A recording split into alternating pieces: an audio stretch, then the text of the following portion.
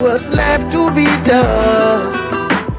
Mesdames et messieurs, bonjour. Merci de choisir les programmes de la RTS1. Il est 8h, nous sommes en direct et votre matinale Quinqueliba démarre désormais. À 8h, il faudra se réadapter en raison du couvre-feu instauré hier par le chef de l'État. L'heure est grave, a-t-il déclaré. L'état d'urgence.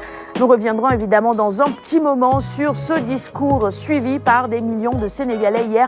C'était en direct sur les antennes de la RTS. Le sommaire de Quinqueliba ce matin, c'est la chronique éducation avec Massamba. Khadi nous rejoint dans un instant. Avec elle, nous parlerons littérature. Notre invitée du jour est également dans le secteur de l'éducation. Nous recevons ce matin Madame Ariane Beyer-Harper, directrice du groupe ENCO Éducation.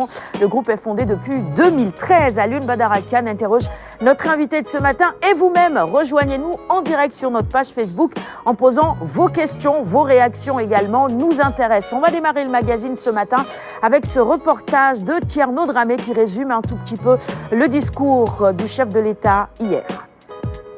L'heure est grave, voilà la phrase qui résume le discours du président Macky Sall. La pandémie du coronavirus s'étend de plus en plus dans le monde, plus de 340 000 cas et plus de 15 000 morts. Le nombre de cas augmente au Sénégal, 79. Le chef de l'État prend la décision de déclarer l'état d'urgence sur toute l'étendue du territoire national, une décision qui s'appuie sur la Constitution en son article 69, la loi 69-29 du 29 avril 1969. Ces mesures, réglementer ou interdire la circulation des personnes, des véhicules ou des biens dans certains lieux et à certaines heures, interdire à titre général ou particulier tout cortège, défilé, rassemblement et manifestation sur la voie publique, ordonner la fermeture provisoire des lieux publics ou lieux de réunion, interdire à titre général ou particulier les réunions publiques ou privées de quelque nature qu'elles soient susceptibles de provoquer ou d'entretenir le désordre. Des mesures non exhaustives que le gouvernement, les autorités administratives, les forces de défense et de sécurité vont faire appliquer avec toute la rigueur nécessaire. Ainsi, le président a-t-il décidé d'instaurer un couvre-feu sur toute l'étendue du territoire national de 20h à 6h du matin. Et vous rappelez que votre matinale Quinqueliba démarre désormais à 8h. Merci à ceux qui nous rejoignent à l'instant. On va reparler justement de ces mesures qui vont être désormais appliquées. Vous le savez, la pandémie du Covid-19 n'épargne aucun pays. L'état d'urgence a été instauré hier par le président Macky Sall. Le couvre-feu, je vous le rappelle, c'est entre 20h et 6h du matin. Il est important aujourd'hui d'en appeler à la conscience des uns et des autres. Massamba, bienvenue sur le plateau. On va commencer le magazine aujourd'hui avec cela. 71 malades sous traitement, 1561 personnes suivies qui sont désormais confinées dans un réceptif hôtelier. Plus de responsabilités et surtout suivre les mesures et les règles édictées, n'est-ce pas? Oui, je pense que la sortie du président de la République hier était attendue et à juste raison parce que, comme on l'a dit depuis le début, on est en face d'un ennemi très puissant, très coriace. Même s'il est tout petit. Et même s'il est tout petit, malheureusement. Et je pense qu'en philosophie, on verra que c'est dans ces périodes qu'on sent réellement que nous sommes juste hommes, nous sommes juste chairs, mais il y a beaucoup de choses qui nous échappent. Et je pense que cette mesure du président de la République renvoie juste, comme on dit, au grand défi que nous avons de rester chez nous. Les gens font beaucoup de publicité, on en a beaucoup parlé, mais quand vous circulez sur Dakar, on a comme l'impression que les gens n'ont pas encore compris. Et quand réellement on se rend compte que toutes ces mesures qui sont en train d'être prises, toutes ces décisions qui ne facilitent pas du tout notre existence, ça veut dire donc qu'il y a un problème. Oui. Et je pense que le moment doit être saisi pour chaque Sénégalais pour comprendre qu'entre 20h et 6h du matin, on est peut-être dans l'état d'urgence, mais dans la matinée également, chaque geste que nous posons, chaque acte que nous posons doit aller dans le sens de nous protéger et de protéger nos voisins. Alioune, bonjour, bienvenue également. Qu'as-tu pensé du discours du chef de l'État hier? Il a dit l'heure est grave. Mais le discours d'un chef qui mobilise ses troupes tout simplement, parce que le Sénégal en a bien besoin. c'est une véritable urgence planétaire. Et aujourd'hui, tous les États du monde prennent leurs dispositions pour lutter efficacement contre le Covid-19. On voit les ravages du Covid-19 dans des pays beaucoup plus développés, qui ont beaucoup plus d'infrastructures capables de faire face à une telle pandémie. Et pourtant, ces pays sont, comme qui dirait, anesthésiés. On prend l'exemple de l'Italie. L'Italie, je crois que la 6e puis 7e puissance, en tout cas, elle fait partie des 10 puissances économiques du monde. L'Italie aujourd'hui qui attend désespérément de l'aide. Oui. Et aujourd'hui, il y a des pays comme Cuba, la Chine, qui lui viennent en aide. Donc ça veut dire que ce virus-là, il ne faut pas le prendre à la légère. C'est un ennemi extrêmement dangereux. Et donc quand vous avez en face de vous un ennemi dangereux, vous ne pouvez que mobiliser les troupes par le biais de l'état d'urgence. Et c'est ce que le président de la République hier a fait. Donc le Sénégal est en guerre, en vérité, non pas contre un ennemi visible, parce que quand vous faites face à un ennemi visible, il est beaucoup plus simple.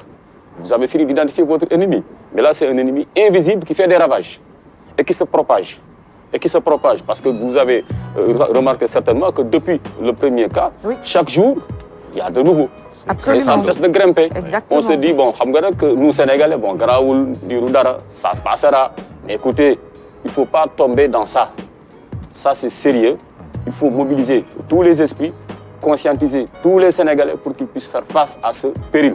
Parce que c'est un véritable péril. On n'a pas les moyens de faire face à une grande épidémie dans ce pays. Donc tout ce qu'on peut faire, c'est de prévenir. Et on ne peut le faire qu'en respectant ces mesures édictées prises par l'État du Sénégal. Oui, Madame Harper, bienvenue sur le plateau de la matinale. Vous êtes d'origine américaine, les États-Unis ne sont pas épargnés non plus. Qu'avez-vous pensé justement de ce discours et quelle est votre analyse actuellement de cette situation? Merci. D'abord, je compte vraiment à féliciter le gouvernement sénégalais. Parce que depuis le début, depuis le premier cas, le 2 mars, je suis vraiment impressionnée par les mesures qui sont prises ici. Comparé à ce que je vois qui se passe dans mon pays natal, les États-Unis, où en 3 semaines, on est passé de 1000 personnes à presque 40 000 personnes cas positifs. C'est très inquiétant. Et je pense que la raison pour laquelle, pour l'instant, je trouve que le gouvernement sénégalais prend des très bonnes mesures, c'est parce qu'on fait ici quelque chose qui marche dans des cas de pandémie, et c'est de tester et après de isoler les gens qui sont affectés. Tout à fait. Et si on continue comme ça, je crois qu'on va voir que même si on est des pays entre guillemets moins développés, etc., qu'on va vraiment réussir à s'en sortir beaucoup mieux que certains pays en Europe, etc. Alors, je tiens vraiment à féliciter. Mais en même temps, je suis d'accord qu'il faut que nous-mêmes, on prenne des mesures à se protéger. Oui. Et il faut vraiment respecter ce que les scientifiques disent sur ce virus, qu'il faut s'isoler, il faut pas être rassemblé avec beaucoup de monde. C'est pour ça aussi que je suis très contente qu'on a pris la mesure de fermer les écoles, bien sûr, c'est ma vie, l'éducation, et je veux aller au travail tous les jours. Et voir mes petits élèves, c'est quand même une bonne décision.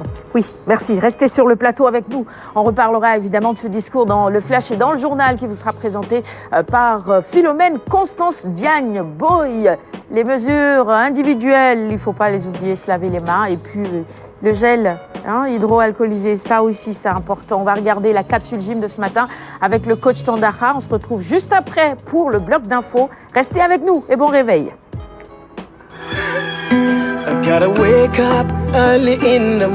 Mesdames et messieurs, bonjour. Coach Ngom, bonjour. Bonjour, Sandra. Alors, c'est la capsule du mardi et fidèle à nos habitudes, depuis hier, on a commencé avec justement ce qui se passe aujourd'hui un peu partout dans le monde. Ouais. Alors, le voilà, ça c'est le coach Mohamed qui donc est là.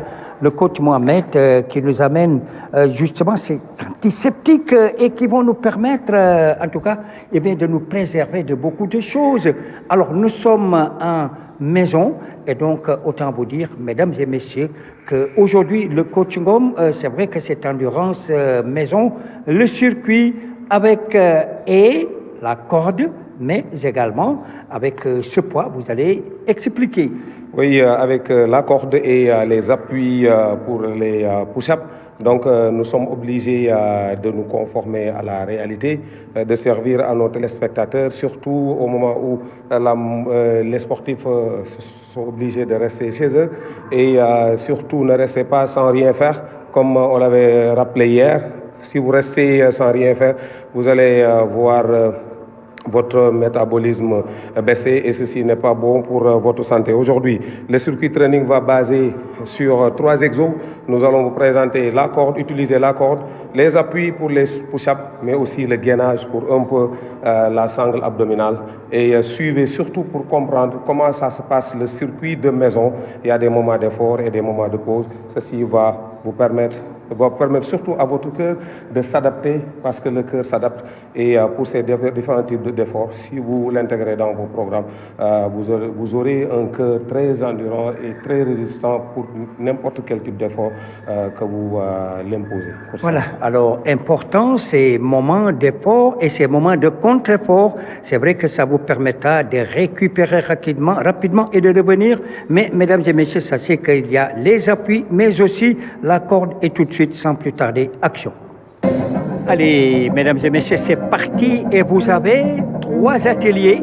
L'atelier gainage avec le coach Gom, l'atelier corde avec le coach Mohamed et puis l'atelier appui avec le coach Pape Malik. En position de gainage, le coach Pape Malik, le coach Gom qui reprend la corde et le coach Mohamed avec les appuis. Et voilà toujours avec le travail en circuit de maison.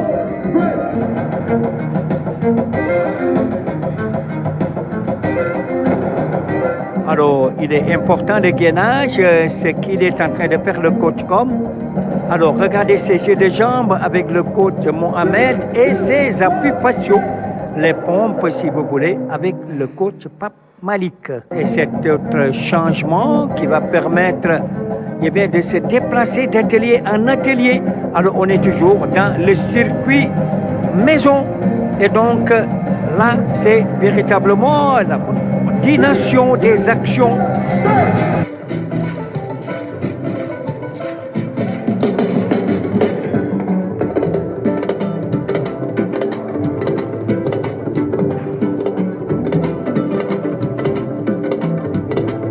Voilà, mesdames et messieurs, cet exercice est donc terminé et surtout avec les appuis, mais également la corde. Alors, consigne particulière, n'oubliez pas, quand vous terminez vos séances d'entraînement, mesdames et messieurs, encore une fois, et donc, vous savez que c'est tout assez alcoolisé qui vous permettra, en tout cas, d'y aller avec toute cette propreté que cela exige, puisqu'on a commencé propre, on a terminé également propre. Alors, coach Gom, c'est vrai que ça, c'est aussi important, puisque ça nous permettra. En tout cas, c'est vrai que vous, téléspectateurs qui suivez votre émission Kenkeliba, mesdames et messieurs, il faudra vous conformer justement à ce qui se fait au plus haut niveau. Alors, coach Gom, c'est vrai, les circuits également, c'était bien passé. Hein? Ça s'est bien passé, mais surtout, comme je disais au début, nous voulons que vous compreniez comment ça se passe. Nous vous proposons 3 exos parce que nous sommes 3. Et surtout, l'échange en bloc, c'est important. Si vous êtes en famille, vous pouvez proposer différents exos par rapport au nombre que vous êtes. Donc, et tourner surtout, et chacun passe soit une fois, 2 fois, autant de fois que vous voulez sur un exo. Et ceci va vous permettre non seulement de travailler votre musculature, parce que rester sédentaire aussi, ça affaiblit les muscles sandaha. Rester sédentaire, ça affaiblit le cœur, l'endurance, mais rester sédentaire aussi, ça vous fait perdre surtout la capacité respiratoire. Donc c'est pourquoi les moments de pause sont importants dans vos séances d'entraînement et sous la proposition de coach Sandaha. Voilà, alors il faut les introduire dans le programme, mesdames et messieurs.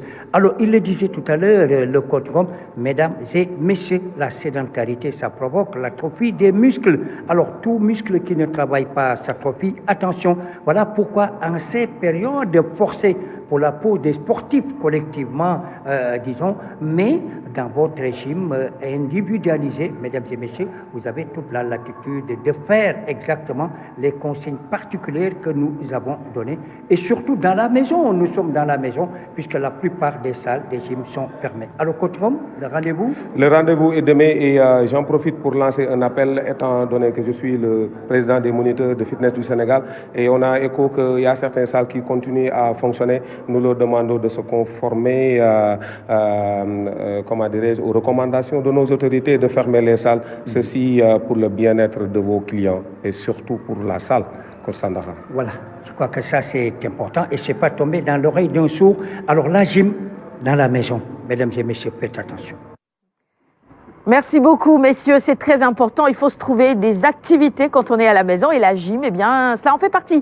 Allez, on enchaîne tout de suite. Voici le bulletin météo de ce matin. On se retrouve juste après pour le flash avec Philomène. À tout de suite. Et après le flash, ce sera la revue des titres. C'est parti. I gotta wake up early in the morning.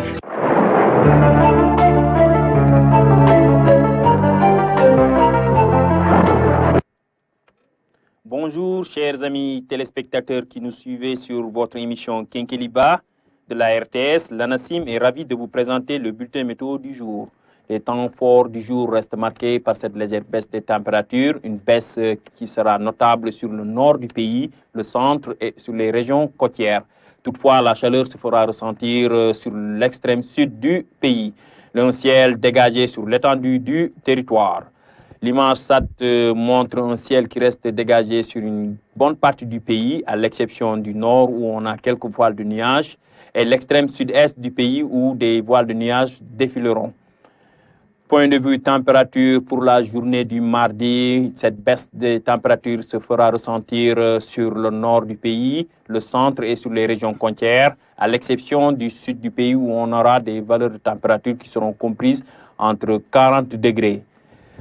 Sur le littoral, Dakar enregistrera 24 degrés, 30 degrés à Saint-Louis, 33 à Mbour, 39 à Ziguinchor.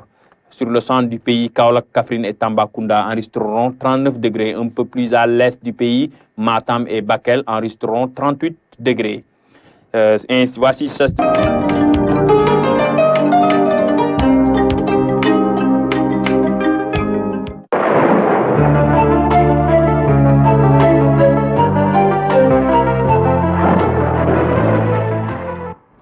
C'était le bulletin météo du jour. Ceux qui nous rejoignent à l'instant, je vous souhaite la bienvenue. Nous sommes en direct. Et bien désormais, pour suivre Kenkeliba, il faudra peut-être se réveiller un tout petit peu plus tard, n'est-ce pas Philomène? Parce qu'on démarre à 8h au lieu de 6h30. On a démarré à 8h et ça a eu ses impacts, je dirais, parce qu'on n'a pas l'habitude de se lever un peu tard. On s'est habitué à se lever très tôt. Et tu vois, déjà, ça fait un peu des décalages. On a dormi mieux quand même, non? Non. Moi non, par contre, j'ai mal dormi parce que tu as eu du mal à te réadapter. Voilà. Massomba quand même, hein, on a bien dormi. Oui, ça va. Moi, ça me va très bien. À la Lune, pareil. Ça va. Ça va. Un Même peu si quand mieux. le Tu viens de charme Tivaouane-Peulh, non? Oui, j'ai quitté Tivaouane-Peulh. Je n'ai pas changé mes horaires. Hein. Bon, en vérité, parce que quel que soit Alpha, vous êtes obligé de vous lever tôt, n'est-ce pas, pour être à l'heure. Mais comme il y a un décalage d'une heure, ça fait un peu de bien quand même. Voilà, après le reste, voilà, on va gérer. C'est ça. Même si quand même le charme de la matinale, c'est 6h30. Que ce soit très tôt, bon. Voilà. Mesure exceptionnelle, situation exceptionnelle, on change également les heures. Hein. Le stress peut-être a fait que certains ont du mal à se réveiller tôt ce matin. Mais on n'acceptera plus les retards maintenant qu'on démarre à 8h. Tout le monde devrait être là à l'heure sur le plateau. On passe au flash. Comment? On va s'y faire. Oui, il faut. Allez, voici le flash maintenant avec Philo. Il est 8h19. Philomène, c'est parti. Mesdames et messieurs, bonjour et bienvenue à ce flash d'information de la matinale qu'on démarre avec l'état d'urgence. Kenkeliba a ouvert avec, mais la répétition est pédagogique. Pour éviter un risque de calamité publique, l'état d'urgence est décrété depuis hier minuit sur l'étendue du territoire national. La progression de la maladie l'impose selon le chef de l'État. Qu'est-ce que cela suppose? On aura des éléments de réponse tout à l'heure dans le journal. Fonds Covid-19, 1000 milliards pour appuyer la riposte contre le coronavirus. Les entreprises, les ménages, la diaspora seront soutenus. Les secteurs de l'hôtellerie, de la restauration, des transports, de la presse seront soulagés par une remise partielle de la dette. Synthèse tout à l'heure d'un développement. La situation du jour, 12 nouveaux cas positifs dont 6 importés. 3 autres patients déclarés guéris, ce qui porte à ce jour le Sénégal à 79 cas, dont 71 encore sous traitement. L'appel au respect strict des mesures de prévention est relancé. À Tambacounda, pas de cas positifs. 30 cas alertes sont suivis par les équipes médicales. Cependant, le gouverneur de la région a fait le point de la situation lors d'une rencontre avec la presse. Le développement, ce sera tout à l'heure aux environs de cette... Tu as vu les habitudes, Sarah? Il est déjà 8h20. On te retrouve à 9h, ma chère Philo. 9h. D'accord, très bien. Je ferai le Oui, temps ça de va venir m'habituer. petit à petit. Hein, on va s'adapter à viendra, ça, à ces nouvelles heures hein, de Kenkeliba. À 9h, on te retrouve. Vas-y. Bienvenue, Khadi. Ça va? Ça va bien. Bon, Khadi aussi a eu du mal à se réveiller ce matin. Oui, j'ai du mal. Hein. Qu'est-ce qui s'est passé? Du mal mal à se réveiller, tout simplement. Les embouteillages et tout. Bon. Ah oui, c'est vrai, il faut penser à ça. Il faut prendre en compte les embouteillages maintenant. Hein. Ça change. Donc, tout le monde va sortir pratiquement à la même heure, à 6h, 7h. Donc, oui, il faut prendre en compte ces nouvelles donnes. On va passer à la revue des titres. On enchaîne. I gotta wake up early in the morning. Et on démarre avec la une du quotidien de service public. Le Soleil à la une, cette photo du président Macky Sall. L'heure est grave, dit-il sénégalais, l'heure est grave. Le chef de l'État décrète donc l'état d'urgence. 71 malades sous traitement et 1561 personnes suivies seront désormais confinées dans les réceptifs hôteliers. Le couvre-feu sur le territoire national, c'est de 20h à 6h. La limitation et au besoin l'interdiction du transport interrégional des voyageurs.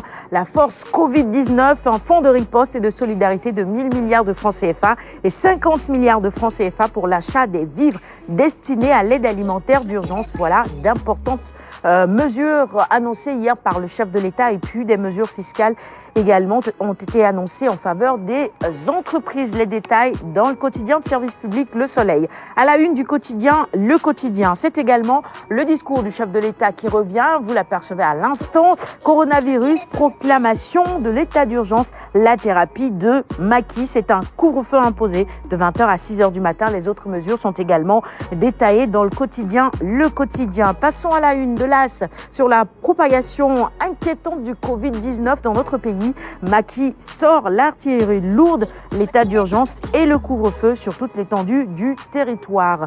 Nous poursuivons avec la une du quotidien Sud Quotidien sur le renforcement des mesures de confinement dans la riposte contre le Covid-19, état d'urgence et couvre-feu. L'heure est grave selon le président Macky Sall. Et nous passons à la une du quotidien Direct News. Guerre contre le coronavirus, peut-on lire à la une de ce quotidien. Le président Macky Sall décrète l'état d'urgence. Et les mesures prises hier par le chef de l'État sont également rappelées à la une de Vox Populi ce matin. Dans le cadre de la guerre contre la pandémie du coronavirus, Macky légitime l'état d'urgence et le couvre-feu. Ne laissons au virus ni la vie, ni nos vies, dit-il. Les Sénégalais confinés de 20h à 6h du matin. Le quotidien critique pour poursuivre la revue des titres de ce mardi 24 mars 2020. Guerre contre le Covid-19. L'heure est grave. État d'urgence, couvre-feu, autoconfinement. Le président Macky Sall a pris la juste mesure de la menace du Covid-19. Écrit critique à sa une. Réumi quotidien sur la lutte contre le coronavirus toujours. Macky contourne le confinement par l'état d'urgence. C'est l'analyse de Réumi ce matin. Le couvre-feu, je le rappelle, c'est de 20h à 6h du matin. Libération sur le Covid-19. Macky décrète l'état d'urgence et instaure le couvre-feu et mobilise également les forces de défense et de sécurité. Tolérance zéro en Conseil de sécurité. Le président a ordonné l'arrestation immédiate de tous les contrevenants. Nous courons un risque de calamité publique, dixit le chef de l'État. Et puis la transmission communautaire du coronavirus avec ce chiffre inquiétant. 7 cas à Thiès en l'espace de 48 heures. 2 patients positifs à Rufisque. 2 familles en quarantaine à Kaolack. 2 nouveaux cas à Ziguinchor. La mairie fermée après un cas suspect selon nos confrères de Libération. 24 heures info sur la riposte massive de Macky Sall contre le Covid-19. Vous retrouvez les mesures annoncées par le chef de l'État hier en détail dans 24 heures info. La Tribune s'intéresse également au même sujet et titre à sa une « Guerre totale, mesures drastiques donc dans la lutte contre le Covid-19 ». Macky décrète l'état d'urgence et le couvre-feu. 1000 milliards pour permettre évidemment aux populations de survivre. L'Observateur quotidien du groupe Futur Média sur la pandémie du Covid-19. Macky lance une guerre sur mesure. Dans les colonnes de l'Obs également ce matin, des révélations sur les 3 articles du décret numéro 2020-830 du 23 mars 2020 et les limites du couvre-feu. Dakar Times maintenant avec cette injonction, restez chez vous, le Covid-19 tue. Et dans la lutte contre le coronavirus, eh bien, Macky Sall sort les gros moyens. C'est à retrouver en détail dans les colonnes de Dakar Times et dans la plupart des quotidiens que nous avons reçus ce matin. Les quotidiens sportifs, maintenant, on a reçu ce matin tout simplement Stade et à la une, eh bien, Diouf, Diamé, Kouyaté, Mané, avec en prime la photo d'Ella Diouf et de Sadio Mané, le top 10 des Sénégalais les plus capés d'Angleterre. Ella Diouf, le recordman, et puis Sadio Mané, c'est le plus décisif. C'est tout pour la revue des titres de ce matin sur Quinqueliba. On va offrir les quotidiens du jour à notre invité, Alioune. Tu m'aides ? Voilà. C'est pour vous, Ariane Harper. Merci beaucoup. On enchaîne et on passe tout de suite à la chronique de Massamba, éducation.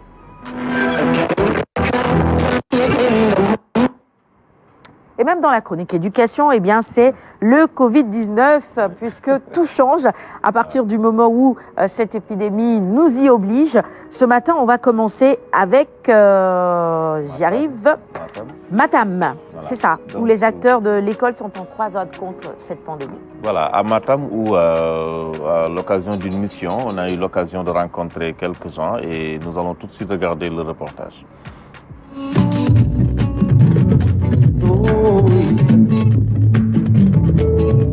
L'appel que je lancerai à l'endroit des enseignants, c'est de leur demander également d'être toujours à la disposition en fait du décideur pour véritablement intégrer le système de sensibilisation, pour également intégrer en fait le système de surveillance. Parce que je me suis dit que partout à travers le territoire régional, si on ne trouve pas en fait un agent de santé, un personnel soignant, juste à côté certainement que vous trouverez un enseignant.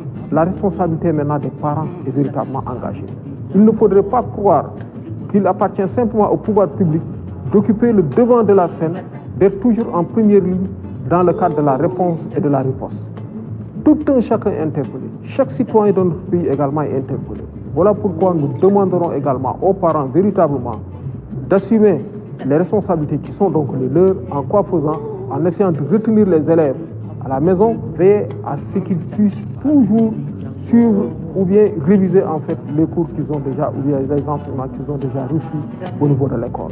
Comme l'a dit le ministre de l'Éducation nationale, il faut les canaliser, les encadrer dans les familles, dans leurs maisons, vraiment pour qu'ils révisent leurs leçons. Ici, il y a un élève qui fait terminale, mais je lui conseille de ne pas partir pour faire vacances, mais il faut qu'il reste ici à la maison pour qu'il apprenne ses leçons à travers les télévisions, à travers les médias. Les élèves qui, presque tous, ont accès aux réseaux sociaux, aux nouvelles technologies, devraient mettre à profit ces nouvelles technologies-là, ces réseaux sociaux, pour se cultiver, mais surtout pour apprendre. Continuer à apprendre sans aller à l'école. Voilà le gros défi pour les parents et les élèves également en ce moment. On termine la capsule éducation et je vais laisser les uns et les autres réagir. Alors après cette première partie où nous étions à Matam, on passe au G7 qui suspend son mot de grève, autant pour moi, et qui offre 1 million pour aider les autorités dans la lutte contre le Covid-19. C'est ça. Donc le G7 qui prend trois mesures. Le G7, c'est les syndicats les plus représentatifs. D'abord, lever le mot d'ordre de grève parce que l'heure n'est plus à des revendications. Amener une contribution de 1 million de francs CFA pour démarrer. Oui. Et ensuite, l'ouverture d'un compte commun donc, où tous les enseignants, en tout cas du Sénégal, de partout, peuvent contribuer. Donc, Saourou Sène a dirigé la délégation. Nous allons un peu l'écouter.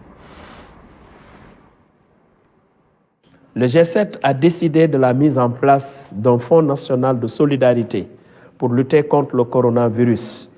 Et nous étions venus remettre à titre symbolique un montant d'1 million de francs à notre ministre de tutelle.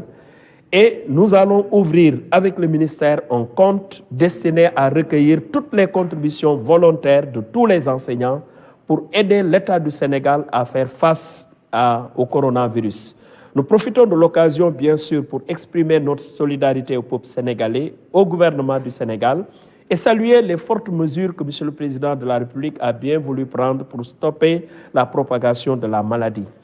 Nous avons aussi, bien entendu, partagé avec M. le ministre de l'Éducation sur les aspects pédagogiques qu'il a bien voulu prendre, et nous les comprenons.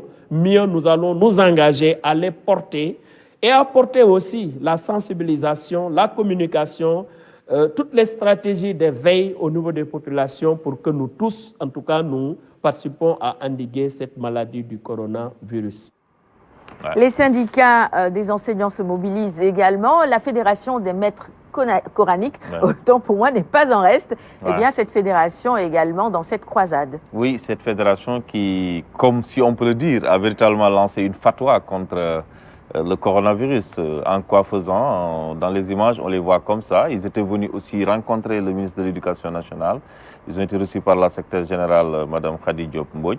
Et ils ont offert une enveloppe donc, pour dire que vraiment c'est leur participation. Et au-delà de l'enveloppe, ils vont continuer à faire des prières aussi dans la maison. C'est important. Oui. Donc, allez, déjà important. On va réagir sur le plateau maintenant sur les 3 sujets que tu nous as présentés ce matin, mais dans la même dynamique, évidemment.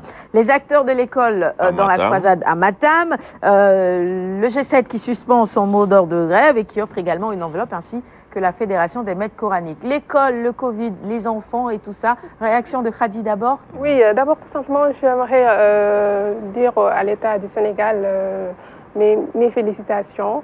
Je suis très satisfaite des décisions prises par l'État du Sénégal et on est en guerre sanitaire. Il faut se protéger véritablement et les écoles également, les parents, les entourages et tout. Les enfants, vu qu'ils sont très fragiles, mais c'est pas facile quand même, hein, c'est pas facile.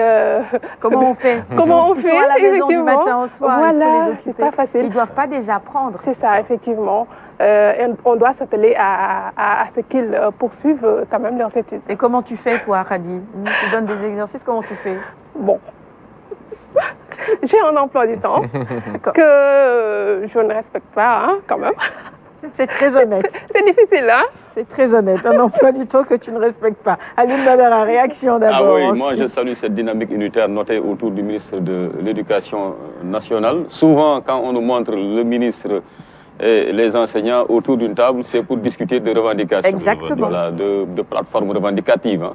Mais aujourd'hui, ils sont sur une seule et unique plateforme. L'objectif de cette plateforme, c'est véritablement de lutter contre le Covid-19. Et des enseignants qui donnent 1 million de francs CFA, ça montre que véritablement, ils sont engagés. Et donc là, je les félicite. Donc félicitations aux amis de Massamba. Félicitations aussi aux ulémas, donc aux maîtres coraniques. Donc tout le monde aujourd'hui aux côtés de l'État, parce que nous sommes en situation de guerre. Et quand la guerre est là, tout le monde se mobilise aux côtés des autorités. Oui. N'est-ce pas? On passe sous silence les divergences et autres. Ça, on aura le temps pour cela, bien après la victoire, Inch'Allah. Et je pense aussi que c'est une leçon, hein, oui.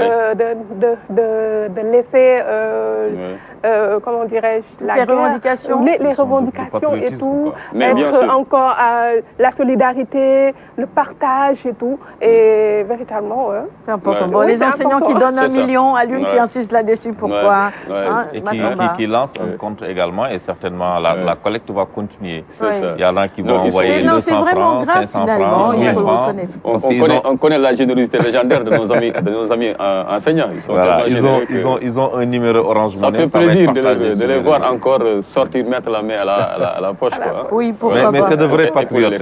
Non, on ne doute pas de leur patriotisme. C'est des gens très engagés. C'est vrai que l'heure est grave. Les revendications en général tournent toujours autour des questions financières. Mais ceux qui doutaient de leur générosité, aujourd'hui, ils ont une réponse. Quoi. Voilà, la meilleure des réponses. Généreux dans l'effort, et puis aussi dans aux parents, c'est pas un prétexte, c'est pas aussi un chèque en blanc pour donner la télécommande, voilà, à son enfant ou bien aux enfants, ou bien leur céder carrément son téléphone pour s'en débarrasser, pour être tranquille à la maison du tout. Même s'ils sont actuellement confinés dans les maisons, il faut qu'il y ait un suivi des parents pour qu'il n'y ait pas une rupture à la reprise des enseignements. Ça aussi, c'est très important. Et pour ce qui me concerne, c'est madame qui y veille. Et j'en suis vraiment heureux. Ah, bon, très bien. Tu nous donneras la formule de madame. Alors. Voilà. Oui, madame Harper. Ariane Harper, votre réaction? Ma réaction, c'est j'ai entendu dire le mot engagement. Et je pense que c'est exactement ça. On voit les professeurs vraiment engagés. Et c'est vraiment dans des moments de crise qu'on voit le leadership vraiment sortir. Et moi, ce qui m'impressionne, c'est ces professeurs qui se manifestent, même s'ils ne viennent plus à l'école, ils sont là pour nos enfants. Et je pense que c'est quelque chose de vraiment incroyable. Et je répète aussi que l'engagement des parents, c'est essentiel en ce moment aussi, parce que c'est sûr que on est ensemble. La famille et les professeurs doivent travailler ensemble pour s'assurer qu'on ne va pas perdre la qualité de l'enseignement pendant cette période. Parce qu'on ne sait pas quand ça va finir. Voilà, exactement. C'est ça. On navigue à vue, c'est ça, au fur et à mesure, on essaye de se réadapter. Il y a des mesures, rapidement, Massamba, pour accompagner et aider les élèves à rester dans le programme. Oui. Il y a certaines chaînes de télé, je pense même que déjà, la DRTS va faire quelque chose. C'est ça, il y a certaines chaînes de télé qui ont déjà démarré, qu'il faut saluer, mais également il y a le ministère de l'Éducation nationale et la RTS. Oui. Et un peu aussi avec l'appui de l'UVS qui va lancer sous peu quelque chose vraiment pour pouvoir aider les élèves. Cette fois-ci, dans le cadre d'une plateforme Apprendre à la maison. Donc, je pense qu'on est en train de travailler sur le concept avec Nafissatou Diouf. Le DG de la RTS s'est déplacé jusqu'à Diamniadio. On a fait une très bonne réunion. Je pense qu'aujourd'hui, on est dans l'élaboration. Et bon, on prend tout le temps qu'il faut pour faire vraiment de la qualité. Parce que de toute façon, là, les élèves sont en période de vacances. Donc, on a encore une semaine pour vraiment mettre les choses dans l'ordre et puis ça va démarrer, Inch'Allah. Très bien. Allez, on va finir avec l'association, c'est des brèves, et l'agenda des anciennes normaliennes de Germaine Le Goff qui se mobilise également. Oui, et l'association des anciennes de Germaine Le Goff, c'est une organisation qu'on appelle ONGG et je pense que depuis quelque temps, on les voit accompagner le secteur de l'éducation, généralement en termes de dons, en termes également aussi d'investissement. En tout cas, ils font beaucoup de choses, ces dames, parce que c'est des dames enseignantes. Et cette fois-ci, c'est les deux sections. Il y a ce qu'on appelle la section Sénégal, qui est dirigée par Adja Ngone John, en l'absence de Madame Mangane, et la section Diaspora, qui est dirigée par Ndeye Matissey Mbaye, qu'on a eu l'occasion de recevoir ici, et qui est aujourd'hui aux États-Unis, qui mobilise aussi au niveau de la diaspora. Et donc, leurs efforts conjugués ont permis presque de dégager un don de matériel d'une valeur de plus d'1 million de francs CFA. Et je pense que c'est important. Et au niveau, c'est ce matin même que le ministère de l'Éducation va recevoir ça. Donc, le ministère de l'Éducation reçoit les appuis des acteurs de l'école. Oui. Et après, maintenant, on va transmettre au comité national. Je pense que c'est des choses qu'il faut saluer. Quand tous les acteurs comprennent exactement les enjeux, comme vous l'avez dit tout à l'heure, c'est une guerre. Et une guerre, on la gagne avec une cohésion. Et je pense que cette cohésion est en train de se dessiner avec ces femmes enseignantes, avec ces borom dara et avec aussi ces syndicats. Et d'autres acteurs certainement vont venir. Les partenaires techniques et financiers aussi se sont mobilisés et vont travailler à côté du ministère de l'Éducation nationale. Et je pense que c'est important. Merci, mon cher Massamba. Tu restes sur le plateau avec nous. On poursuit dans la même dynamique. On reste dans l'éducation, les mardis de l'éducation, avec la rubrique invité tout de suite. C'est une vidéo. Ah oui. I gotta wake up early in the morning. Dans la rubrique invitée de ce matin, Madame Ariane Bauer-Harper est avec nous. C'est la directrice du groupe ENCO Éducation, groupe fondé en 2013 à Lune. Alors voilà, c'est ça. Donc elle est la directrice, disons, générale du groupe ENCO Éducation Sénégal. Voilà. Au Sénégal, d'accord. Madame Ariane Bauer-Harper, citoyenne américaine, mais aujourd'hui, bon, on peut dire qu'elle a presque la double nationalité, sénégalaise aussi d'adoption. Je préfère même qu'on le dise. Voilà, donc votre histoire avec le Sénégal, on peut dire que c'est une vieille histoire d'amour de plus de 20 ans. C'est une vieille histoire d'amour. Comment vous l'expliquez? Pourquoi autant d'attachement pour le Sénégal? En fait, je suis arrivée au Sénégal en 1998 pour être professeure d'anglais dans une école qui se trouve aux Almadies. À l'époque, s'appelait West African College of the Atlantic, lycée international bilingue. J'étais professeure d'anglais, fondée par Dr. et Mrs. Hill pour être la première école au Sénégal qui offre le baccalauréat international. Alors, je suis venue dans ce cadre tout au début. Et je suis restée 5 ans. Et entre-temps, je suis retournée aux États-Unis, rencontré mon mari, j'ai eu mon enfant. Mais l'année dernière, le réseau ENCO Education, le bureau central est en Afrique du Sud, mais on a 15 écoles à travers le continent, dans 9 pays différents, a acheté West African College of the Atlantic. Alors l'école est devenue ENCO Waka International School. En même temps, ils ont une deuxième école ici, à Keur-Gorgui, qui s'appelait ENCO Dakar International School. Et maintenant qu'on a plusieurs campus ENCO, c'est campus Waka et campus Keur-Gorgui. Ouais. Et donc, dès qu'on vous a fait part de cette proposition, vous n'avez pas hésité? Pas du tout. En aucun moment, vous êtes dit, c'était plutôt ma famille d'adoption le Sénégal. Non, moi, il n'y avait pas de problème. C'était plutôt mon mari et ma fille que je devais convaincre. Et finalement, vous les avez convaincus?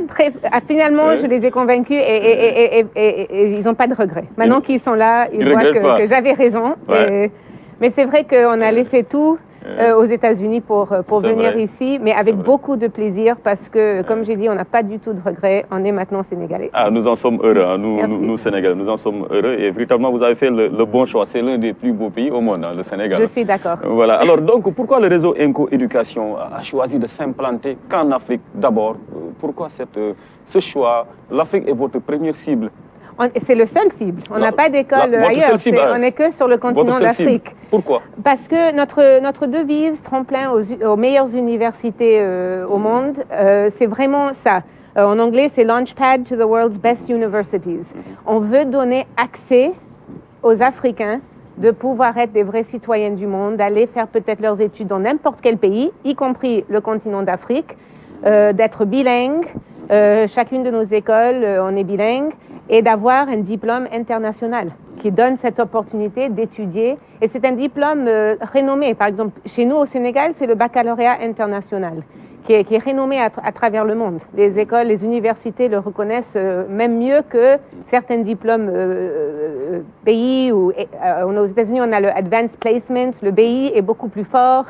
Alors, c'était vraiment ça le but, c'est donner l'accessibilité à nos Africains, à nos jeunes, des jeunes d'ici. Voilà. Et donc, vous voulez qu'ils soient véritablement des citoyens du monde. Mais dans les pays où vous êtes implantés, quelles sont les valeurs déjà que vous prônez?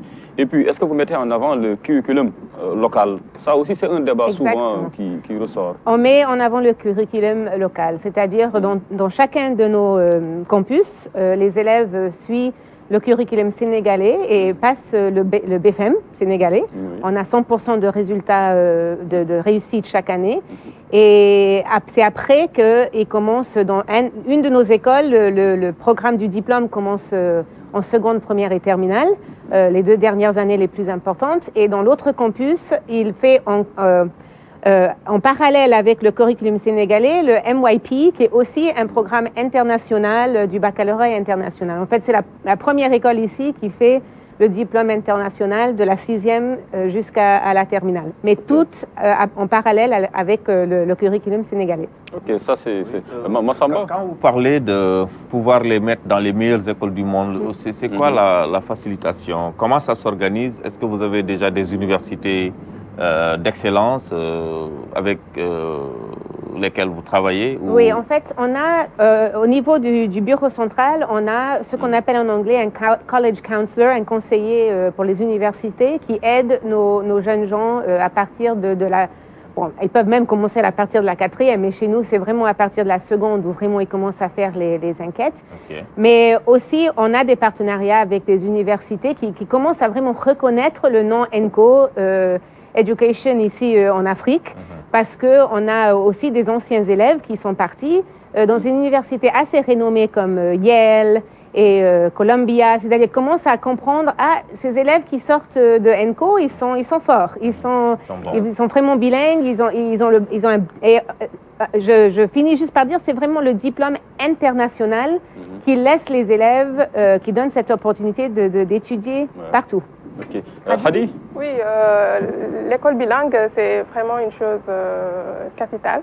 Et moi, j'aimerais savoir, pour intégrer cette école, comment faire? C'était aussi ma question. Comment vous choisissez les élèves À partir de quelle classe quoi? Pour l'instant, on est à partir de la classe de 6e.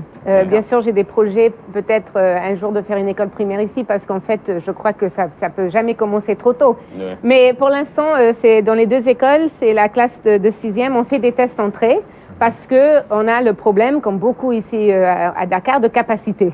Alors, il faut vraiment qu'on puisse cibler les meilleurs qui vont pouvoir vraiment réussir à ce diplôme d'excellence. Par contre, on a un engagement dans le réseau d'avoir 10% de nos élèves qui bénéficient de bourses ou d'aides financières. Alors, ça ne veut pas dire parce qu'on est une école privée que ce n'est pas pour tout le monde. On essaie vraiment de mettre le point sur ce point d'accessibilité, de vraiment donner la possibilité à tout le monde. C'est pour ça qu'on a des frais de scolarité qui sont beaucoup plus bas que les autres écoles privées comparables ici à Dakar. Et aussi, c'est la raison pour laquelle on s'engage à faire ces bourses. Oui. Okay. C'est du social en réalité, ces bourses. Vous pensez au social, aux enfants aussi. Okay. Exactement. Le milieu défavorisé peut-être. J'avais une question également. Vous êtes là depuis 2013. Est-ce qu'aujourd'hui il y a des exemples, et surtout ici au Sénégal, que vous pourriez nous donner pour nous convaincre évidemment que ce système marche, fonctionne? Des exemples que ça marche dans le sens qu'ils partent à des universités. Moi, d'anciens pensionnaires. Hein, je peux citer deux de mes anciens élèves avec qui je reste toujours en contact parce qu'ils sont actuellement au Sénégal. Aminata Fall, qui a fondé l'Intelligence Magazine, et aussi Antan Gom. J'ai même lu sur WhatsApp hier soir parce que j'ai commandé pour dîner du KFC et je voulais voir cette histoire de livraison. C'est très très fort. Et ces deux jeunes femmes, en fait, ce qui m'impressionne avec elles et avec tous les anciens élèves. Ces deux jeunes femmes ont fait ENCO, c'est ça? Ils ont fait WACA, qui est maintenant ENCO. C'est-à-dire que le programme intérieur n'a pas changé. On reste le même, on offre le même diplôme. C'est juste le nom qui a changé. Voilà, parce qu'en fait, ici à Dakar, on est trop jeunes pour avoir des anciens élèves, parce que notre campus à Keur-Gorgui est depuis 2017. Alors, il n'y a pas de promotion. Là, c'est la première promotion, c'est cette année. Et WACA aussi, c'est l'année dernière. Alors, ENCO WACA, des élèves d'ENCO WACA, c'est vraiment très récent. Mais de nos écoles qui ont gardé le même programme, de ce diplôme international, moi, ce qui me fait le plus fier, et je le répète sans cesse cette anecdote, c'est quand j'y étais il y a 20 ans ici, et on me demandait, mais pourquoi vous enseignez dans cette école privée, ou peut-être les élèves ont certains moyens, vous devrez vraiment vous concentrer un petit peu plus sur les cas, aller dans les cas sociaux. Voilà, les cas sociaux, dans etc. les zones les plus défavorisées. Et à les Almadies, c'est un nid exactement. pour privilégier. Et à l'époque, j'ai répondu, et je me souviens très bien, ça fait maintenant 20 ans, mais je me souviens. À l'époque, j'ai répondu, ces jeunes gens qui vont partir, faire leurs études, être des vrais citoyens du monde, ils vont être leaders de leur pays un jour. Mais je n'étais pas convaincue, parce que je ne savais pas. Mais là, je peux dire, 20 ans plus tard, que c'est ça. On a des élèves qui travaillent dans le gouvernement sénégalais actuellement. Bon, je ne veux pas faire, comme on dit en anglais, des name drops partout, mais je veux dire que la plupart de nos élèves, même s'ils sont allés en Afrique du Sud, en Europe ou en Angleterre pour l'université, la plupart, je dirais même plus que de 90%, sont actuellement dans le continent d'Afrique. Ils reviennent. Alors, est-ce que vous pensez aussi à l'établissement, à l'ouverture de campus à l'intérieur du pays aussi, pour que tous les enfants de Sénégal puissent avoir les mêmes chances, parce que peut-être ils veulent tous avoir aussi accès à cette éducation-là de qualité. Malheureusement, c'est un constat qui est fait, et je parle sous le contrôle de Massamba. Les meilleures écoles, surtout pour la filière privée, sont toutes implantées à Dakar. En fait, c'est ça mes projets. Il y a une certaine aussi, n'est-ce pas, voilà, j'étais un petit peu retardée par le Covid-19, malheureusement. Mais en fait, je faisais certaines étapes pour aller plus à l'intérieur du pays. Bambilor, Diamniadio, etc. On commence un dank, comme on dit ici, mais on va y arriver. C'est ça le projet, en fait, parce qu'on ne peut pas dire qu'on est accessible et puis après se concentrer dans une ville. C'est l'inverse. Par exemple, ça, l'ancienne école Yabou Selim l'avait réussi, n'est-ce pas? Yabou Selim avait des antennes un peu partout dans le pays. Bon, il y a une question d'un téléspectateur téléspectateurs, Massamba, s'il te plaît, je la pose et ensuite je te laisse intervenir. Les téléspectateurs qui nous regardent en direct. Question de Samba Guissé. Alors, il dit quelle est la solution de continuité pédagogique, autant pour moi, de INCO pendant cette phase de coronavirus. Est-ce que INCO envisage l'enseignement secondaire à distance? Ça se passe actuellement. Lors que je suis là, j'ai des professeurs qui donnent des cours en ligne. Alors, je vais vous dire que tout de suite, le samedi, où Macky Sall a dit que les écoles ferment, j'ai fait une réunion de leadership Zoom. Je ne sais pas si vous connaissez la plateforme Zoom, mais c'est magnifique.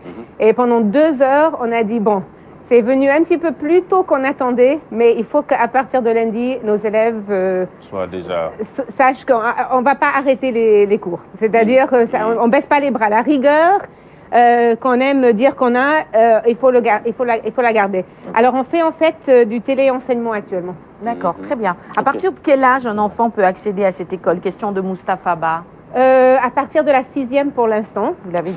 Secondaire. Pour l'instant, je répète. Moi, je trouve quand même que c'est difficile quand même d'y accéder parce que je connais Waka. Je connais, mais pour s'inscrire, il faut prendre 1 an à l'avance. Pour l'instant, non, parce que une chose que INCO Education a apporté avec eux, et ça a facilité aussi ma décision de revenir, c'est cette structure de faire partie d'un réseau. Alors, on a beaucoup plus de postes maintenant qui n'existaient pas avant, quand c'était vraiment privé. C'est-à-dire, c'était une famille qui appartenait à l'école. Là, c'est un réseau.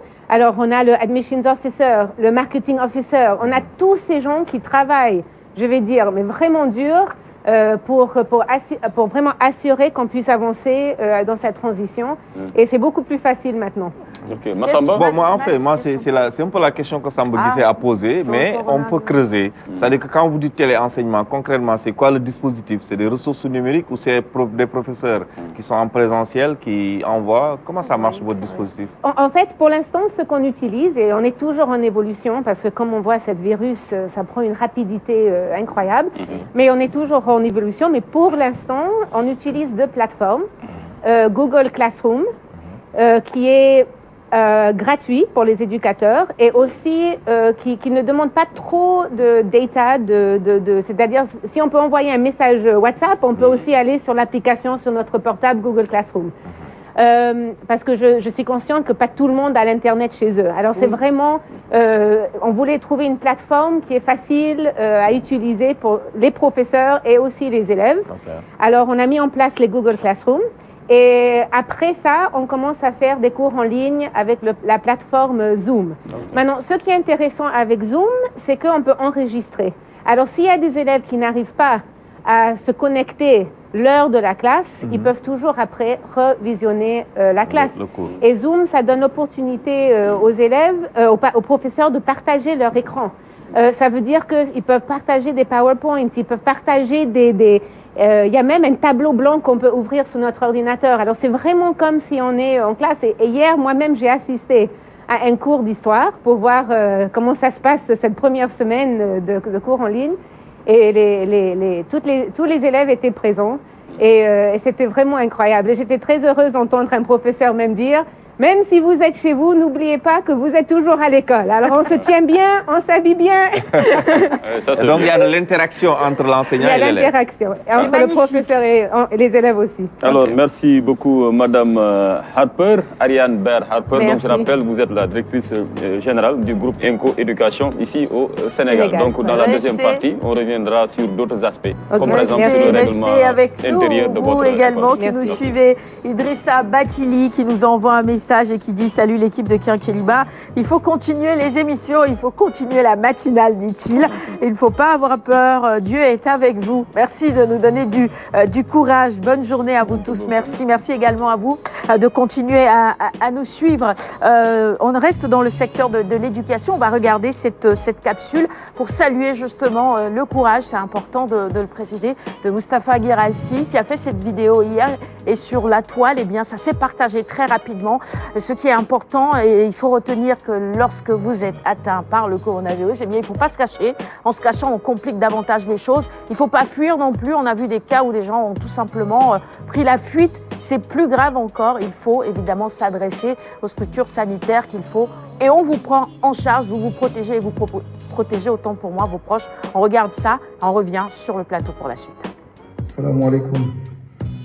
maa ngi nuyu kenn ku nekk ci yéen ci turam ak santam yéen ñi may seetaan yàlla na jàmm nekk ci yéen wàcc ci yéen yàlla leen yàlla aar yàlla na yàlla jàppale man nag nattu dab na ma mooy Covid 19 bi testé nañ ma mu positif ba tey jii maa ngi ci hôpital bu Diamniadio maa ngi ci sant yàlla bu baax alhamdulilah sant yàlla bi ma nekkee Sénégal sant yàlla tamit bi ma yàlla booleeg un personnel sanitaire autorité sanitaire yu am benn leadership bu am compétence maa ngi ci sant suñu borom bu baax a baax di féliciter le ministre Diouf Sarr su ma ko félicité tudd naa ñëpp docteurs yëpp infirmiers yëpp ak lépp loo xam ni àdduna ci ku ñëw ba hôpital Diamniadio ci ngay comprendre en fait toute la chaîne nu mu complexé et pour mën a maîtriser donc lu mel nii di leen sant di leen gërëm bu baax suma mbokk yoo xam ne nag ba léegi mucc nañu yàlla na yàlla continuer leen aar may wax ni nañu gën a discipliné moytu yooyu moytu rassemblement mbir mi moom xamul député xamul ministre xamul directeur d'école donc nag ku nekk moytu vous avez tous les moyens mën ko échapper discipline rek ak toog sa kër te ndànk-ndànk ak ànd ak dal li ci des moom ñu ngi suñu loxo borom te léppay sotti maa ngi dégg coow yu bëri tamit wante dal ak discipline fermeté suñu borom mën nañu ci génne musal ñu ci kon à très très bientôt ñaanal leen ma fekk leen ci biti du yàgg incha allah. J'aurais dû vous prévenir, la capsule est en Wolof. Je suis tentée de laisser Ariane Harper traduire. Ah mais oui, je vais avec le volonté. Je vais le faire pour vous. Eh bien, il dit tout simplement, il confirme tout simplement qu'il est atteint du coronavirus et qu'il est hospitalisé à Diamniadio, interné là-bas et suivi. Il appelle à la discipline et salue évidemment toutes les mesures prises par les autorités, l'engagement du ministre de la Santé et de tous les acteurs pour évidemment endiguer cette pandémie. Nous lui souhaitons évidemment un prompt rétablissement et nous appelons encore une fois à la discipline, tout comme lui, Moustapha Guirassy, ancien ministre et PDG du groupe IAM. C'est bien ça, Massamba? Oui, c'est ça. Merci, Sarah. Je pense que Moustapha Guirassy, qu'on connaît au Sénégal, qu'on ne présente plus, mais qui travaille beaucoup dans l'éducation. Et je pense que le choix de cette capsule, merci encore, Sarah, parce que c'est une manière de dire aux Sénégalais que le virus n'a pas d'amis, le virus n'a pas de complexe, le virus ne connaît pas de ministre. Oui, c'est tout le monde. Voilà, c'est tout le monde qui est exposé. Ça, c'était la première chose. La deuxième chose aussi, quand on est atteint, qu'on prenne ses responsabilités et son courage et qu'on aille vers les structures hospitalières. Tout à fait. Donc je pense que c'est deux choses qu'il faut comprendre et que ce n'est pas peut-être la fin du monde. C'est une maladie, mais on la prend, on s'assume. Et puis, on suit un traitement et Inch'Allah, ça va aller. Donc, c'est l'appel qu'il faut lancer, je pense, et la leçon qu'il faut tirer. Absolument. On sait à quel point, lorsque les personnes porteurs du VIH ont décidé de parler à visage découvert, on sait à quel point cela a contribué à la lutte. Eh bien, je pense qu'il faut faire preuve de courage. Il l'a fait et nous saluons cela ce matin. On va également penser à tous les acteurs communautaires et à tous ceux qui sont dans le secteur de la santé, qui se mobilisent dans cette lutte. Nous, on a quelqu'un de cette équipe qui est à Touba, c'est Binta Bokoum, qui anime la chronique santé sur ce plateau et qui est à Touba pour accompagner les acteurs du système sanitaire. On a une pensée pour toi ce matin, pour toute ta famille également, Binta, et on salue ce courage et cet engagement. Je ne sais pas, Alioune, si tu as quelque chose à rajouter, c'est maintenant. Voilà, juste lui tirer notre chapeau, parce que Binta, depuis les premières heures en tout cas de l'annonce du premier cas positif ici au Sénégal, elle est mobilisée, de même que ses autres collègues du ministère de la Santé, plus particulièrement ceux-là du Centre des opérations d'urgence sanitaire piloté par l'excellent docteur Bousso qui contribue beaucoup quand même à rassurer les Sénégalais. Et Binta actuellement, elle est dans les coins et recoins de la région de Diourbel. C'est là où elle a été dépêchée par son service pour faire de la sensibilisation, apporter la riposte, rassurer les populations locales. Donc c'est une petite perte pour Kenkeliba, une perte provisoire parce que Binta, sa présence quand même sur le plateau du mercredi, écoutez, nous en rafalons tous, mais elle est mobilisée actuellement pour la bonne cause. Et de loin, En tout cas, nous lui témoignons toute notre sympathie, tout notre soutien et on prie pour elle qu'elle revienne à Dakar véritablement en très bonne santé. C'est notre soldat, elle représente l'équipe de Kinkeliba sur le terrain. On t'embrasse ma chère Binta Bokoum. Et puis on va souhaiter également une excellente journée à Matimba qui nous regarde depuis Maryland. On l'avait reçue sur le plateau, elle est également dans le secteur de l'éducation. Merci de nous regarder ce matin depuis Maryland. Et puis bonne journée également à monsieur Moustapha Lee qui regarde ce magazine tous les matins dès qu'il se réveille. Tac, c'est la télécommande. On démarre à 8h désormais. On va souffler un tout petit peu avec le clip du jour et on vous retrouve juste après pour la suite, le journal et la chronique littérature avec Radi. Bonne journée et à tous. C'était le clip du jour. Vous avez peut-être dansé sur ce clip du jour, mais nous, on était un peu tristes parce que le chanteur et saxophoniste Manu Dibango nous a quittés malheureusement à l'âge de 86 ans. On le savait, c'était un secret de polichinelle. Il était également atteint du coronavirus. Malheureusement, il s'en est allé. Manu Dibango, qui aura fait plaisir à des millions de fans dans le monde entier. Regardez ces images encore de lui là avec le président Macky Sall, des images d'archives évidemment. Hier sur le plateau, ça a fait un tout petit peu débat parce que la rumeur circulait déjà sur la toile, n'est-ce pas Philomène? Oui, justement, ça circulait et on se demandait est-ce que c'était une fake news ou pas. Mais là, vu que c'est vraiment relaté dans beaucoup de sites, à savoir RFI ou France 24, là on sait que vraiment c'est une réalité et c'est bien dommage parce que c'est une icône de la musique africaine qui disparaît avec Manu Dibango. Oui, il a un ami très proche qui est l'ambassadeur Fodessila qui nous a également confirmé tout cela aujourd'hui. Manu Dibango nous a malheureusement quittés. Quelle perte. Ah oui, il est parti avec son sourire légendaire. Oui, son sourire qui redonnait vraiment, qui donnait de la joie, qui apportait de la joie à son prochain. Manu Dibango, c'est un grand monsieur de la culture africaine qui s'en est allé. Donc ça montre encore une fois que le Covid-19 est une réalité, une triste réalité. Oui. Il faut que chacun fasse gaffe. Faisons attention. Paix à son âme, Absolument, absolument, qu'il repose en paix. On va poursuivre le magazine avec le journal, puisque Philomène est de retour sur ce plateau. Restez avec nous, c'est juste après ceci.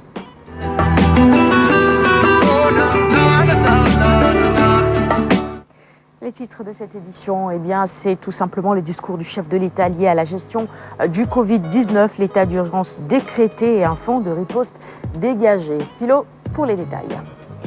Rebonjour à tous. Comme annoncé par Sarah, ce journal est essentiellement axé sur le discours du président de la République hier concernant la gestion du coronavirus. Pour éviter un risque de calamité publique, l'état d'urgence est décrété depuis hier minuit sur l'étendue du territoire national. La progression de la maladie l'impose selon le chef de l'État. Qu'est-ce que cela suppose? Quelles sont les règles à respecter? Les détails avec Tcherno Dramé. L'heure est grave. Voilà la phrase qui résume le discours du président Macky Sall. La pandémie du coronavirus s'étend de plus en plus dans le monde. Plus de 340 000 cas et plus de 15 000 morts. Le nombre de cas augmente au Sénégal, 79. Le chef de l'État prend la décision de déclarer l'état d'urgence sur toute l'étendue du territoire national. Une décision qui s'appuie sur la Constitution en son article 69, la loi 69-29 du 29 avril 1969.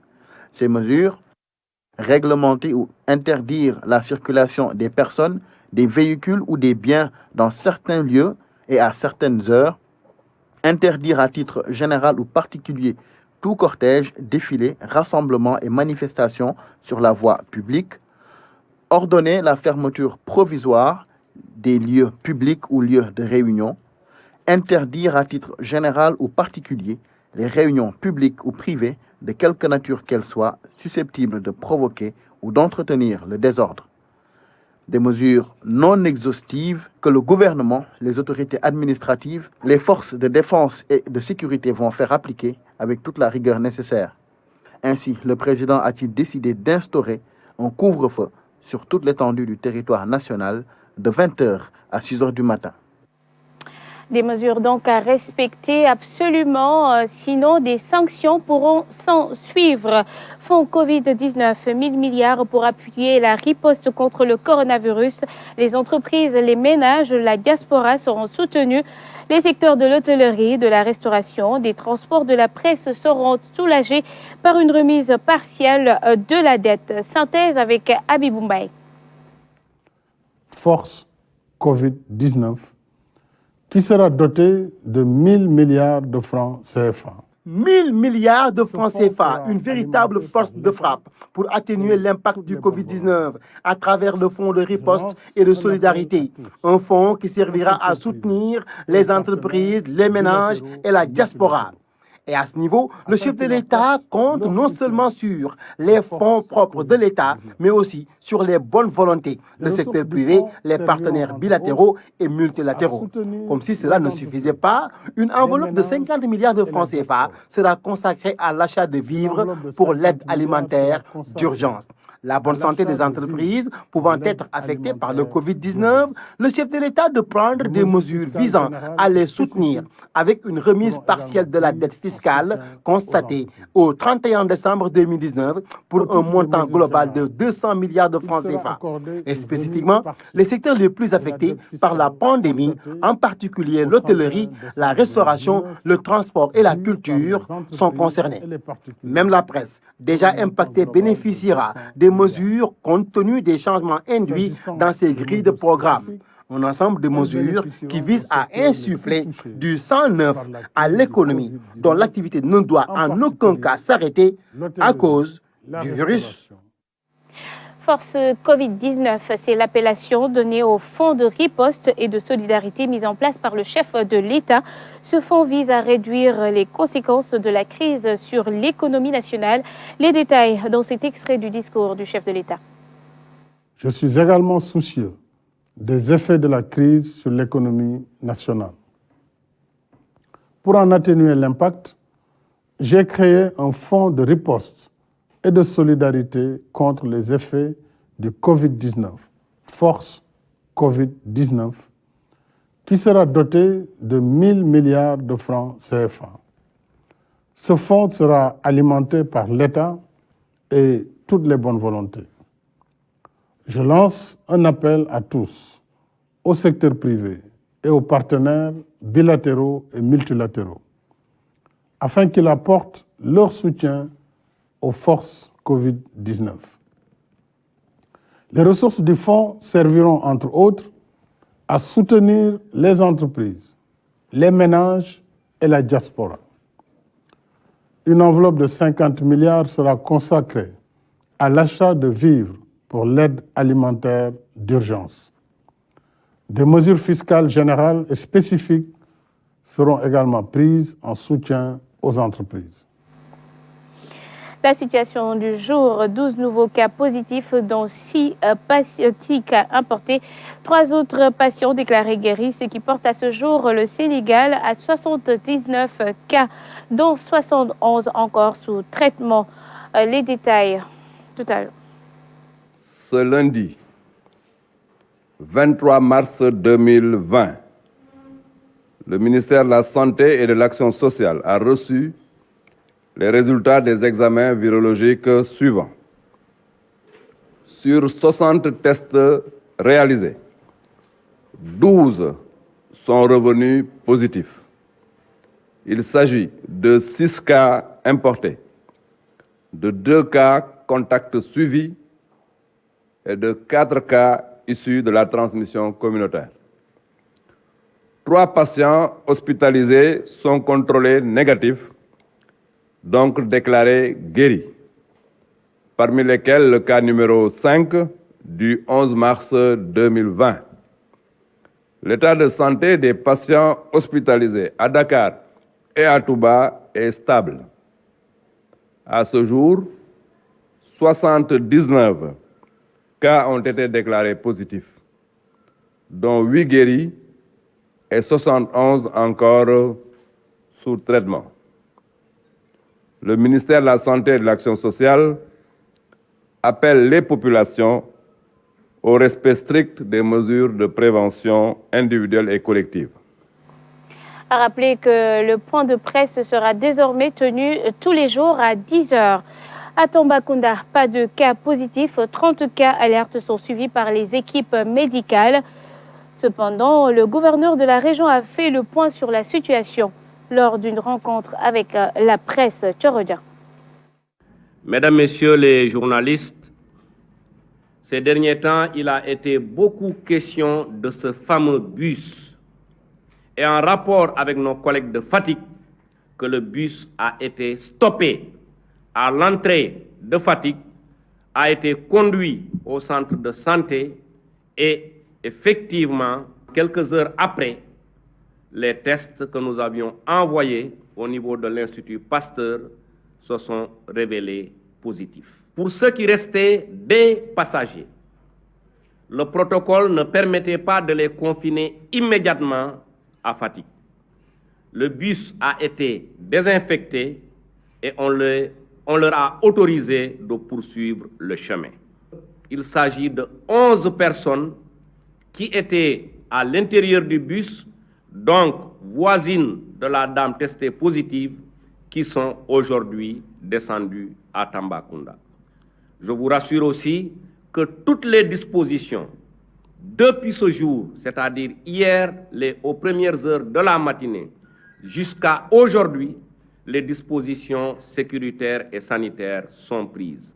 Donc, en résumé, 30 alertes, 11 passagers à bord du bus et 15 contacts issus donc de cette femme qui était de passage et qui a été plus tard testée positive au niveau de Thiès. Voilà ce que le comité régional de gestion des épidémies et les équipes médicales sont en train de suivre. Voyons voir à présent l'évolution du coronavirus au niveau mondial. 341 000 cas d'infection et plus de 15 000 morts pour limiter la propagation des restrictions et du confinement dans plusieurs pays. La Gambie voisin a enregistré un cas de décès, de même que le Nigeria dans le continent africain.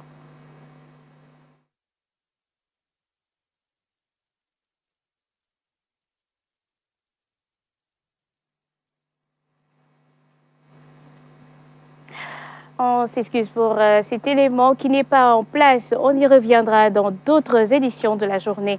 C'était tout pour ce journal de la matinale Quinqueliba qui a changé d'heure mais qui reste quand même matinale. C'est ça, on est là à 8h désormais, entre 8h et 9h30. Et puis à 10h, tu l'as rappelé, le point de presse du ministre de la Santé, ou en tout cas des acteurs de son cabinet pour faire le point sur la situation au Sénégal du Covid-19. On te retrouve demain à partir de 8h. Merci Philomène, restez avec nous. Le magazine n'est pas encore terminé. Une courte pause avec la pub. On se retrouve juste après pour la chronique de Khadi Littérature. On reparlera du Cameroun en des termes beaucoup plus gais, puisque nous allons parler de littérature avec Achille Mbembe.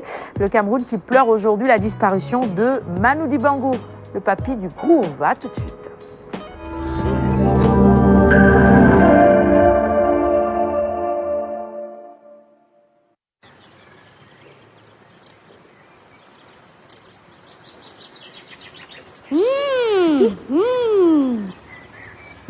Am la mooy sama bànneex yow aja aja sama bëbi ma taamu sa melukaan moom may daane sa nooyaay moo may bégloo aja aja sama bëbi ma gënal li ci xeet bi neex a neex li ci caf ko bët bi salit loo la la la la la la la la la la la la la la la la Bër Aja yow laa tàmm sama ndekki Bër Aja mëne fu ne Paris est gagné avec OneXBet. Paris est gagné avec OneXBet. Paris est gagné avec OneXBet. OneXBet, bookmaker fiable.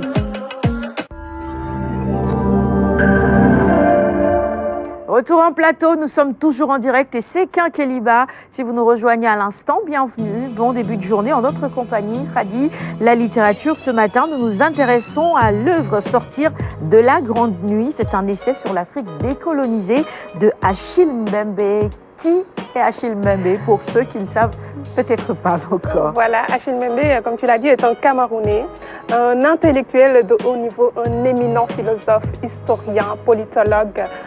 Il est auteur de plusieurs ouvrages. Il est enseignant à l'université aux États-Unis et en Afrique du Sud. Achille Mbembe et Félix Sarr sont les initiateurs des ateliers de la pensée. Justement, regardons son portrait.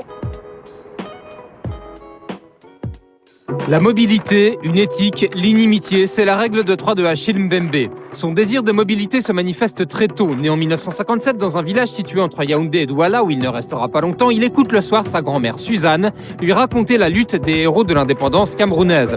Plus tard, il est scolarisé chez les pères dominicains et se forme auprès d'intellectuels comme le théologien Jean-Marc Ella. Ce que je refuse, c'est les discours idéologiques qui veulent masquer la présence de l'Occident dans nos continents. Grâce à la jeunesse étudiante chrétienne, Achille Mbembe voyage dans tout le pays, puis il découvre la Tanzanie, le Zimbabwe, l'Italie, l'Amérique latine. Dans les années 80, il étudie à Paris, capitale de ce qu'il nomme un vieux pays orgueilleux. Il y soutient sa thèse d'histoire en 1989. Toujours en mouvement, il enseigne ensuite dans différentes universités américaines, dirige un institut de recherche en sciences sociales à Dakar, puis s'installe en Afrique du Sud où il exerce à l'université Wits de Johannesburg. Son éthique du passant, concept qu'il a créé, il l'oppose à celle de l'identité définie par le lieu de naissance, la culture ou la religion. Pour lui, ces critères relèvent de l'accident, du destin auquel nous serions condamnés, alors que la notion de passant relève d'un choix. Le passant se définit donc en fonction de son mouvement, encore une fois, mais aussi de ses rencontres et des richesses qu'il en extrait. Achille Mbembe prolonge ainsi la pensée d'Édouard Glissant. Tant que nous n'aurons pas convenu que notre identité est une identité multiple, eh bien, nous serons des exilés et des gens tragiques. Cependant, selon Achille Mbembe, la tonalité affective dominante de notre époque est l'inimitié. Il le déplore avec Politique de l'inimitié qui décrit un monde dans lequel, écrit-il, la fixation imaginaire sur l'étranger, le musulman, la femme voilée, le réfugié, le juif ou le nègre joue, dans ce contexte, des fonctions défensives. L'Europe en particulier serait rongée par ce qu'il nomme le désir d'apartheid. Il espère que l'Afrique, elle, choisira d'ouvrir ses portes, deviendra de plus en plus cosmopolite pour construire l'avenir de l'humanité. Et nous avons eu l'honneur de recevoir ici à Quinqueliba, il y a quelques années de cela, cet éminent intellectuel et universitaire africain. On va parler de l'œuvre maintenant. Khady, tu vas nous présenter cet ouvrage, Sortir de la Grande Nuit. Bon, c'est pas encore sortir de la Grande Nuit du coronavirus. Hein. Pour le moment, on est encore dans l'ombre. Oui, mais plutôt, c'est comment faire pour sortir l'Afrique des séquelles de la colonisation, comment faire pour que l'Afrique se tienne debout par elle-même, quel futur pour ce continent, quelle est la place de l'Afrique dans ce monde, comme se demandait Frantz Fanon, immense intellectuel martiniquais, auteur de 2 essais fameux, Les damnés de la terre, peau noire et masque blanc. Il se demande, sommes-nous sortis de la longue nuit africaine? Alors, toutes ces réponses se trouvent dans cet essai de 245 pages, comprenant 6 chapitres, et il commence sur un registre narratif et autobiographique. Il se demande pourquoi les Européens donnent un nom au Cameroun, qui était baptisé au XVIe siècle par les marins portugais sous le nom de Rio dos Cameros, qui signifie rivière des crevettes. Les 2 chapitres qui suivent examinent les paradoxes de la post-colonialité chez une puissance, la France, qui, selon lui, décolonisa sans s'auto-décoloniser. Et dans les chapitres 5 et 6, il décrypte la situation de l'Afrique, les changements majeurs et propose des solutions. Achille Mbembe dit que l'Afrique n'est pas totalement, décolonisée. Justement, nous allons l'écouter chez nos amis de Think Africa. Il nous propose comment l'Afrique doit faire pour se développer. Il n'y a jamais eu de décolonisation qui soit complète. Il n'y a pas d'indépendance totale. Ça fait partie de l'imaginaire. La décolonisation est, par définition, inachevée, elle participe de l'inachèvement. Mais ce dont on a besoin, c'est de construire une capacité autochtone. Une capacité autochtone, cela ne veut pas dire quelque chose qui n'est sur le plan intellectuel. Ça ne veut pas dire quelque chose de nativiste ou... non. Capacité autochtone, c'est-à-dire une capacité de lecture des transformations en cours en Afrique et leur traduction en des propositions qui permettent de changer le cours des choses. Où sont les potentialités? Et comment les identifier, comment les nourrir, les fructifier, les multiplier et transformer le rapport de force d'un côté en l'État et la société et de l'autre en l'Afrique et le reste du monde. Transformer tout cela dans la perspective de faire de l'Afrique sa force propre comme condition pour créer quelque chose de neuf qui parle au monde en général. On a besoin de ces connaissances, de ces petites connaissances qui émergent au cours de la lutte, y compris des luttes pour la survie quotidienne. Donc une mémoire de ces énergies, et une banque, si vous voulez, de ces énergies, de ces connaissances, dans laquelle on peut puiser pour réactiver l'énergie sociale. Il faut un calendrier d'abolition des frontières en Afrique. En l'an 2100, et des mécanismes qui y conduisent. Il faut regarder Quinqueliba tous les matins, les chroniques de Khady, elles sont intéressantes. On apprend énormément. Alors, quels sont les concepts, Khady, qu'il aborde dans son ouvrage? Voilà, des paradigmes cruciaux ont été abordés dans son ouvrage, comme la pensée décoloniale, la globalisation, le nationalisme anticolonial, le socialisme africain, le panafricanisme, la solidarité raciale et la transnationale. L'afropolitanisme, c'est-à-dire que l'Afrique est encore en mouvement, jamais à sa place dans l'énorme machine du monde. Alors, il faut souligner quand même que ces débats ont été soulevés par beaucoup d'intellectuels dans ce monde, comme l'historien sénégalais Mamadou Diouf, ou le philosophe sénégalais Souleymane Bachir Diagne, et l'anthropologue et l'ethnologue français Jean-Loup Amsel dans leur ouvrage En quête d'Afrique, et Felwine Sarr également, l'américano-palestinien Edouard Saïd, ou encore l'association pour la connaissance de l'Afrique contemporaine à chaque. Alors, je vais lire quelques notes. Tu me permets de changer un tout petit peu ton conducteur. À la page, j'y arrive, 173, c'est le chapitre 5 de cet ouvrage de Achille Mbembe, Sortir de la Grande Nuit. Afrique, la case sans clé. On peut y lire, mue par des puissantes forces démographiques et migratoires, l'Afrique est aux prises avec ce qu'il convient d'appeler sa grande transformation. Une mutation au regard de laquelle l'épisode colonial apparaîtra avec le recul de l'histoire comme une parenthèse.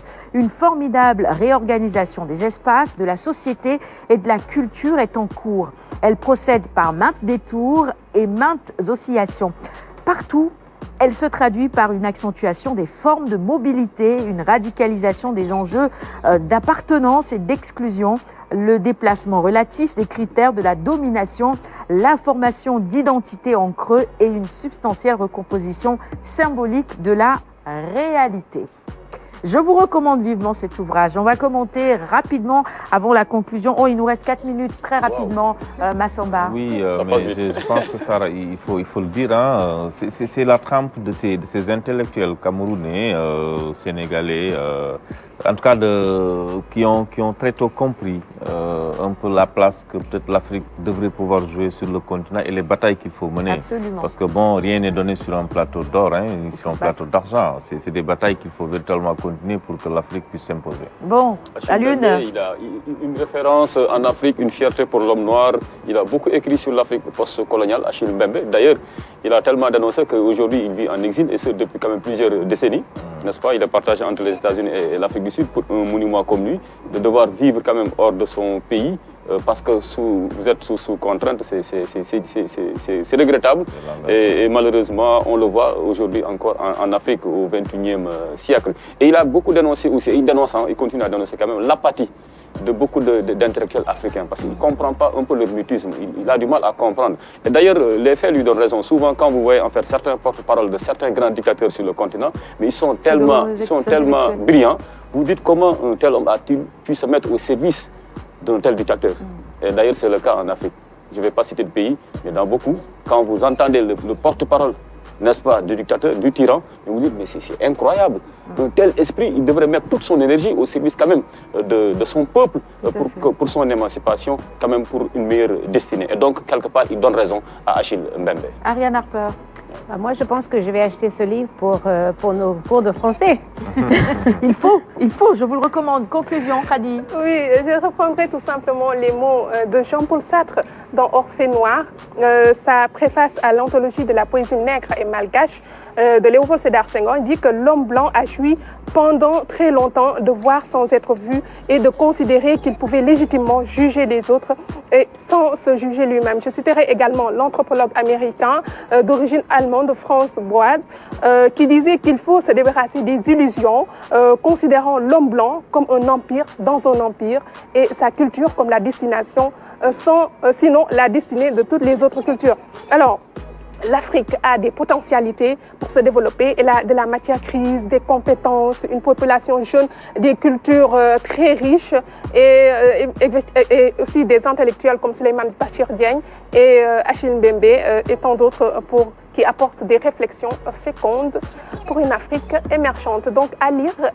Absolument. Et puisqu'on est à la maison, profitez-en pour renouer avec la lecture. Ça va vous faire du bien, voilà.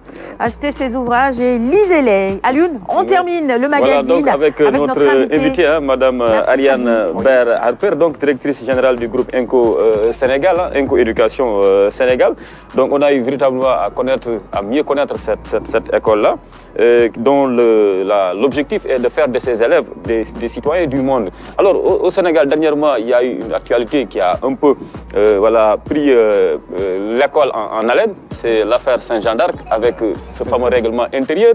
Alors vous, peut-être ça vous a servi de leçon. Comment faire pour qu'il n'y ait pas un tel débat, par exemple, dans votre école? Est-ce que votre règlement intérieur prend en compte nos réalités socio-culturelles? Notre règlement intérieur prend en compte les réalités de ce pays. Ouais. On peut pas dire qu'on est un citoyen du monde et après pas considérer tout ce que ça comprend, c'est-à-dire ça comprend la religion, ça comprend les classes sociaux, ça comprend la culture. Alors chez nous, on n'a pas eu ce problème, je peux le dire très fièrement parce que pour l'instant, comme j'ai dit, je retourne toujours sur le point principal, on veut être des écoles accessibles.